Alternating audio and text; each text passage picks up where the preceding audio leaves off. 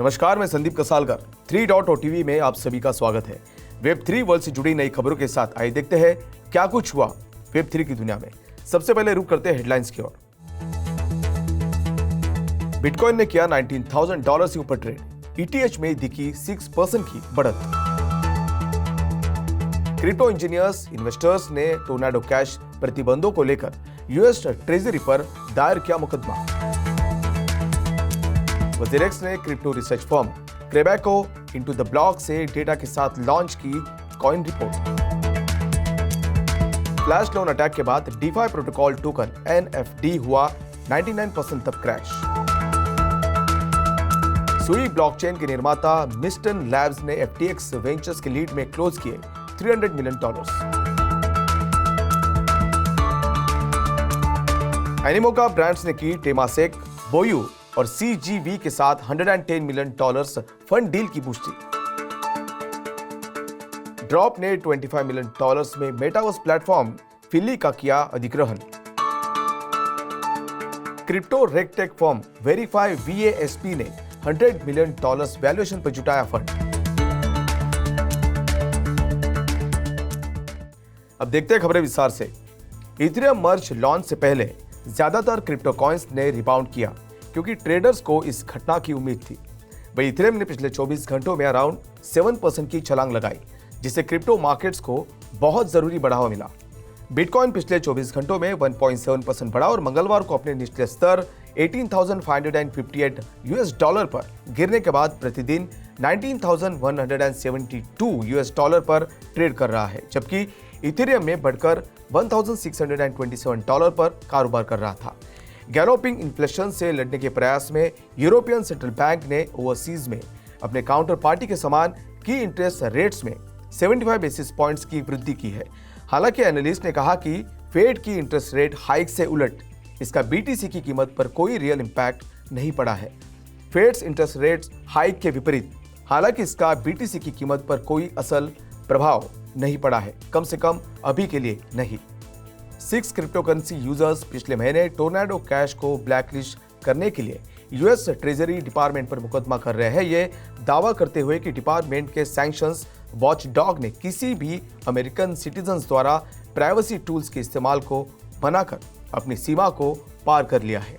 Treasury department के office of foreign asset control यानी OFAC जिसे मुकदमा एक decentralised open source software project के रूप में रेफर करता है जो इथेरियम यूजर्स के लिए कुछ प्राइवेसी रिस्टोर करता है। उसके पास टोर्नेडो कैश को सैंक्शन एंटिटी के रूप में नामित करने का कानूनी अधिकार नहीं था, क्योंकि ये एक एंटिटी, पर्सन या ऑर्गेनाइजेशन नहीं है। ऐसे में टेक्सास के वेस्टर्न डिस्ट्रिक्ट के US डिस्ट्रिक्ट कोर्ट में मुकदमा दायर होने का वादा किया गया है।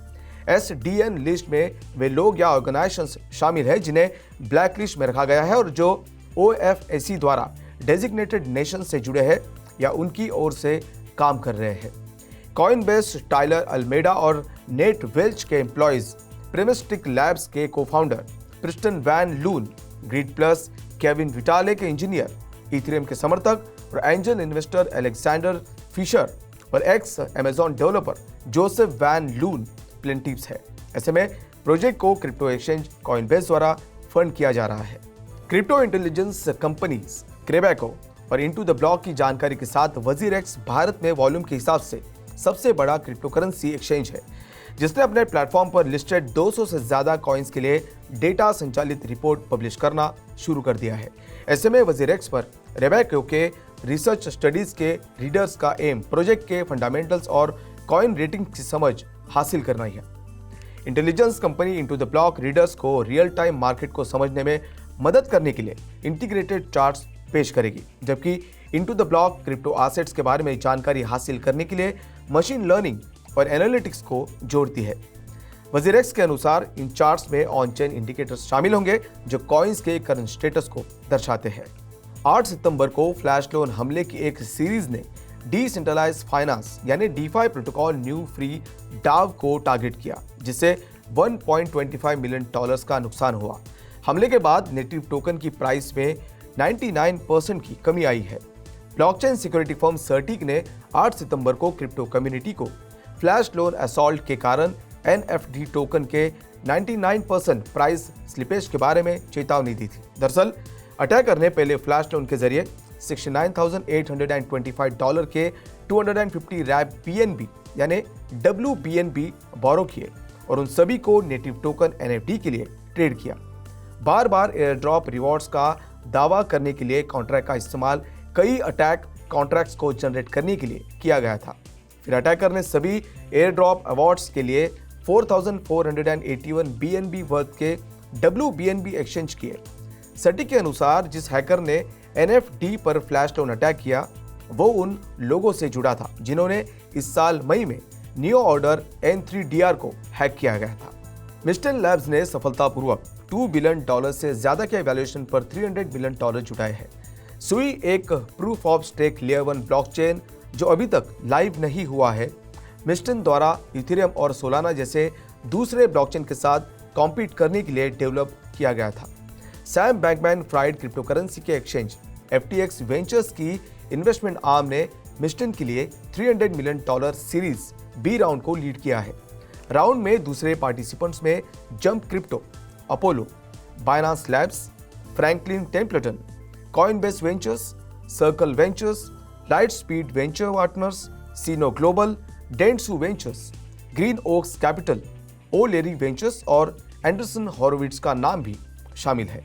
स्टार्टअप ने अपनी टेक्नोलॉजी बिल्ड जारी रखने के लिए $300 मिलियन का इस्तेमाल करने की योजना बनाई है। साथ ही यूजर्स को अपने प्लेटफॉर्म पर विशेष रूप से एशिया पैसिफिक रीजन में लुभाने के साथ भर्ती करने के लिए गेम सॉफ्टवेयर और venture capital company Animoca brands ने गुरुवार को कंफर्म किया है कि उसने टेमासेक, बोयू कैपिटल और GGV कैपिटल द्वारा समर्थित $110 मिलियन का फंडिंग राउंड हासिल किया है।